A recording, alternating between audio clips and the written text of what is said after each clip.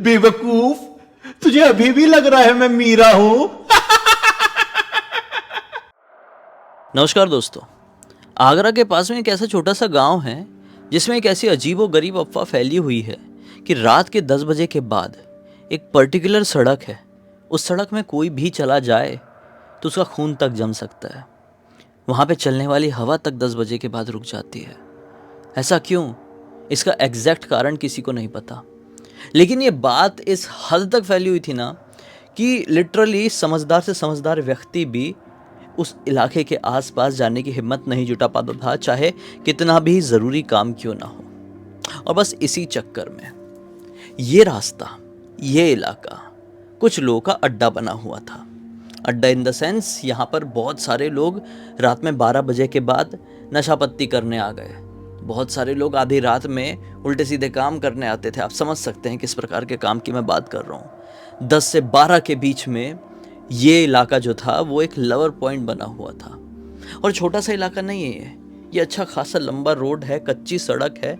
वहाँ पे कोई ध्यान नहीं रखता है, तो कोई स्ट्रीट लाइट वगैरह नहीं है, लेकिन जंगल झाड़ी और ऐसा ऐसा पतला सा संकरा सा रास्ता है। वहाँ पर लोग ऐसा घूमते फिरते हैं, बातचीत करते हैं। और जनरली ये जो लोग हैं ये इस गांव के नहीं हैं। जो इस रास्ते में, जो इस इलाके में आते हैं चिल मारने के लिए 10 बजे के बाद, वो इस गांव के नहीं है। सिर्फ एक ही गांव के लोग इस रास्ते को मनहूस समझते हैं, और बाजू वाले गांव वाले बड़ा अच्छा कि इनको तो सुनसान मिल जाता है, पार्टी करने का अड्डा मिल जाता है, लवर्स पॉइंट इनको फ्री फोकट का मिल गया, जहाँ पे लिटरली रोक टोक करने के लिए कोई कदम भी नहीं रख सकता।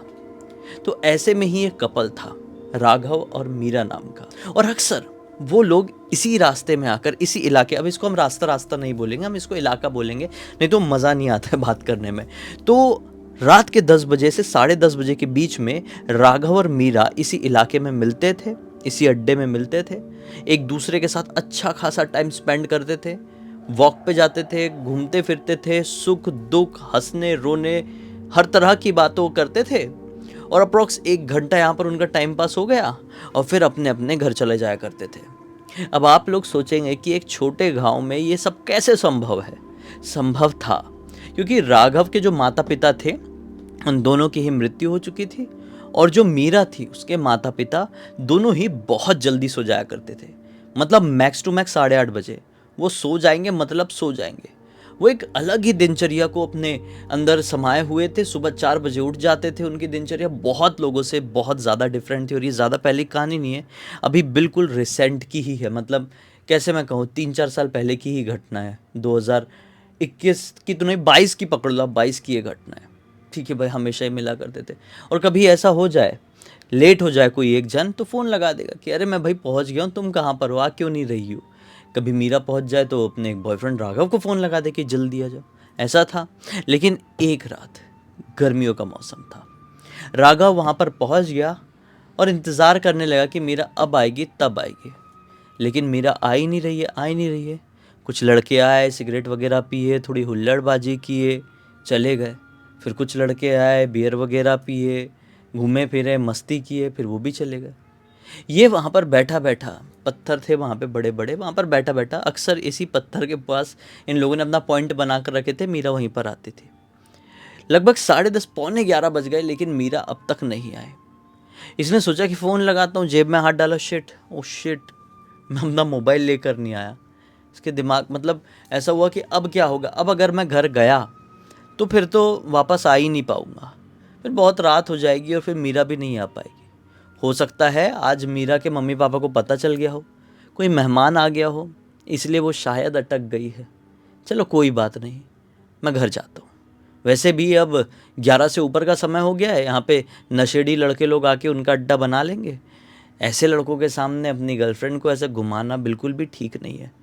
इनका पास्ट रिकॉर्ड ऐसा था कि पहले भी अपनी गर्लफ्रेंड के साथ यहाँ पर घूमा है, और यहाँ पर कुछ लड़के आए हैं, छेड़खानी किए हैं, बहस हुई है, फिर बाद में झगड़ा शांत भी हो गया। लेकिन बहस में ऐसा इन्वॉल्व होना अगर आप अपनी पार्टनर के साथ है तो बिल्कुल ठीक नहीं होता है।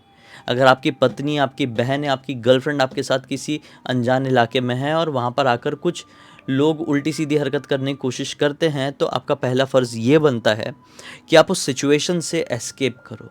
उस सिचुएशन से आपको बाहर निकलना है, ना ही कोई हाथापाई करने की सिचुएशन आना चाहिए, ना ही कोई झगड़ा करने वाली सिचुएशन आनी चाहिए। समझदारी इसी में होती है। हाँ, अगर कोई आगे से मामला बढ़ाए तो फिर आप अपने हिसाब से एस्केलेट कर सकते हो, सिचुएशन को हैंडल कर सकते हैं, लेकिन फ़र्ज़ तो यही बनता है कि सिचुएशन से निकल जाओ भाई, ऐसे लोगों के बीच से निकल जाओ, अपने पार्टनर को सेफ्टी से निकाल लो। और अब यहाँ पर लड़के लोग आने लगे, ये अब अपने घर की तरफ जाने लगा। बोला अब कोई सेंस नहीं बनता है, घर जाऊँगा जल्दी से। अगर मीरा निकलने की सोच भी रही होगी, उसको फ़ोन करके बोल दूंगा मीरा आज कैंसिल है, कल मिलते हैं। उस रास्ते से ये थोड़ा सा आगे बढ़ा ही, एकदम शांत था वहाँ पे माहौल। यहाँ पर कोई भी नहीं दिखाई दे रहा है। थोड़ी और आगे जाता और नॉर्मल वाला सड़क लग जाता, और फिर उस नॉर्मल वाले सड़क से थोड़ी आगे जाके अपने घर चला जाता। लेकिन वहीं पर अचानक से हवा ठंडी सी हो गई। इसको लगा अभी इतना इतना गरम गरम माहौल था, अचानक से ठंडा ठंडा कैसे लग रहा है यार। ये रुक गया थोड़ा सा ऐसा फील लेने के लिए, कितनी अच्छी हवा सी आई यहाँ पे। और उसी समय उसको दूर तरफ से एक लड़की आती हुई दिखाई दी। ये ध्यान से देखा, अरे ये तो मीरा ही है, आज थोड़े अलग से कपड़े पहनी हुई है। मीरा तो थी वो, लेकिन उसकी चाल मीरा की तरह नहीं थी। मीरा अक्सर जल्दबाजी में होती थी, क्योंकि चोरी चुपके वाला काम ये करते थे, तो जल्दी जल्दी जल्दी जल्दी चलती थी। और इनफैक्ट आज तो ये अपने समय से अप्रॉक्स 1 घंटे लेट है। रात के 11 के बाद ही आई है, तो आज इतने धीरे धीरे क्यों आ रही है। ये वहाँ पर खड़ा रहा, सोचा कि मैं आवाज़ नहीं लगा सकता कि मीरा इतने धीरे क्यों चल रही हो, जल्दी आओ यार। और उसके पास जा भी नहीं सकता। उसके पास अगर जाऊंगा तो हो सकता है कि वहाँ पर कोई लड़के वड़के हों उस तरफ खड़े और मुझे देख ले। वो अकेली लड़की को देखेंगे तो कुछ नहीं करेंगे, लेकिन अगर देख लिया ना कि एक लड़की और एक लड़का मिल रहे हैं तो उनको प्रॉब्लम हो जाएगी। ऐसे बहुत सारे लड़के ऐसे होते हैं कि लड़की को अकेला देख के नहीं चढ़ेंगे, लेकिन कपल को देख लेंगे तो फालतू की उंगली करते हैं। और इस गांव के कुछ लड़के ऐसे थे ही, और ये बात पता थी। इसको ऐसा लगा कि यही थोड़ी मेरे पास आ जाए, मैं अंधेरे में खड़ा हुआ हूँ, वो हल्की सी लाइट वाले एरिया से आ रही है, वो मेरे पास आ जाए और फिर हम लोग थोड़ा पीछे की तरफ चले जाएंगे और फिर वहाँ पर बैठ के बातचीत करेंगे, या फिर वहाँ से घर के लिए निकलेंगे दूसरा रास्ता पकड़ के। देखते हैं। वो धीमे धीमे धीमे धीमे आई, ये इंतज़ार कर रहा है कि आ जा भाई जल्दी आ।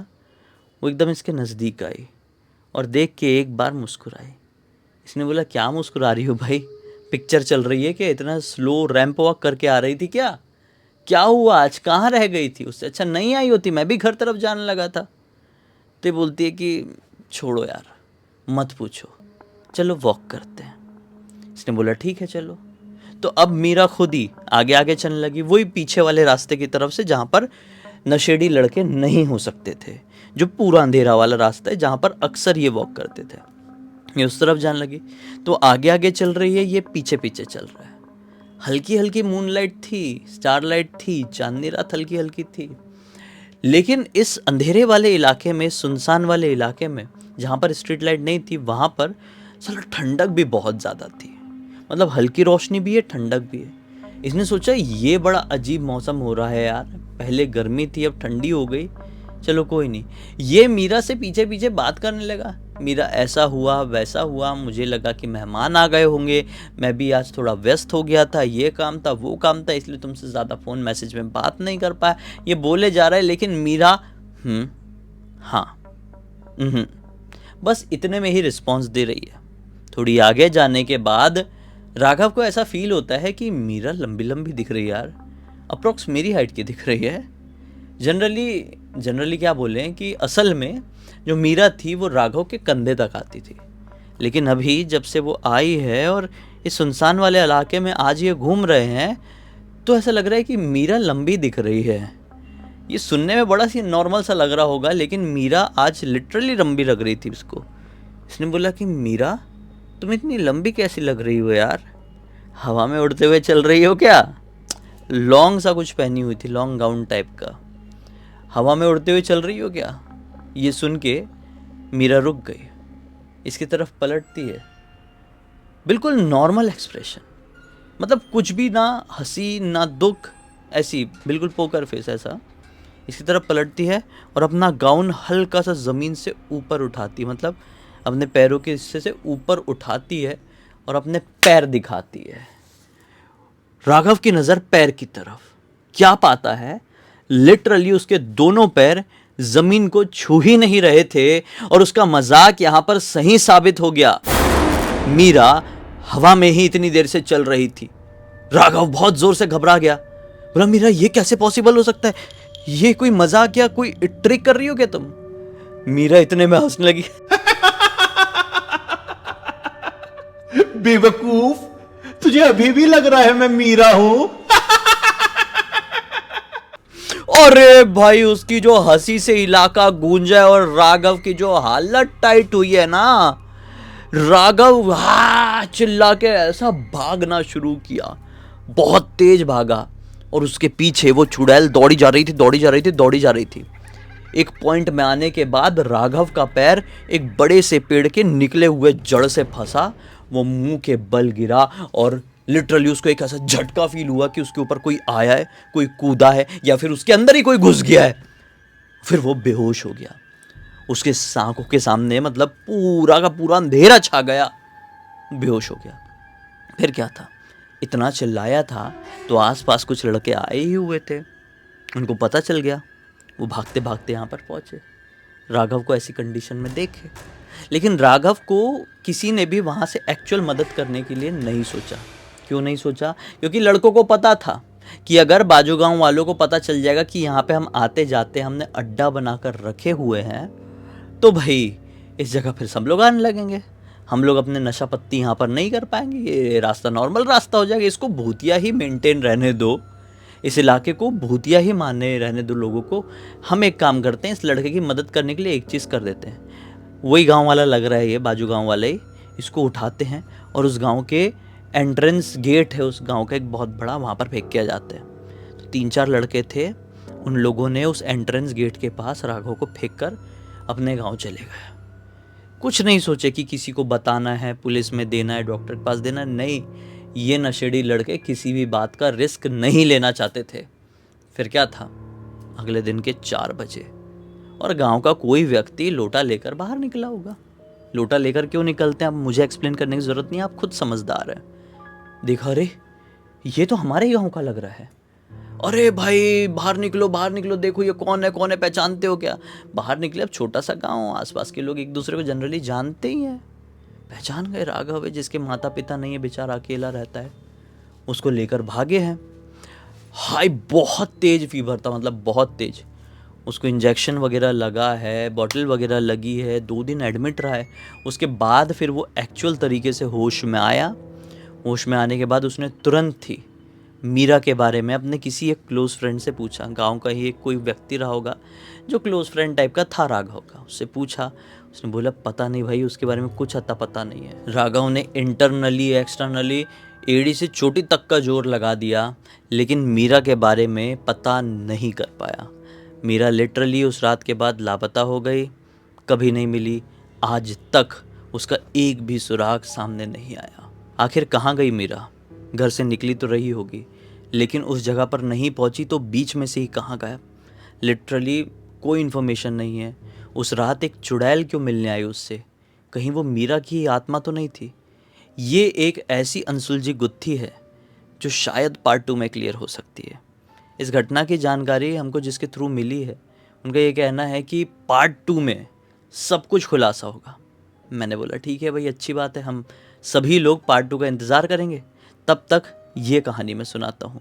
इस पूरी घटना की जानकारी आर्यन ने मुझे लिख के भेजा है। अब तक देख लेते तो लाइक ज़रूर कर देना, चैनल को सब्सक्राइब कर देना, और इंस्टाग्राम और हमारी वेबसाइट की लिंक डिस्क्रिप्शन बॉक्स में मिल जाएगी। भाई इंस्टाग्राम में आकर आप हमारी कहानी लिख के भेज सकते हैं हमको, और हमारी वेबसाइट में आकर हमारे प्रोडक्ट और सर्विसेज चेकआउट कर सकते हैं। कुछ अच्छा लगे तो ख़रीद लेना। बाकी चलो कल फिर से मिलते हैं, तब तक के लिए बहुत बहुत धन्यवाद। आपका दिन शुभ हो।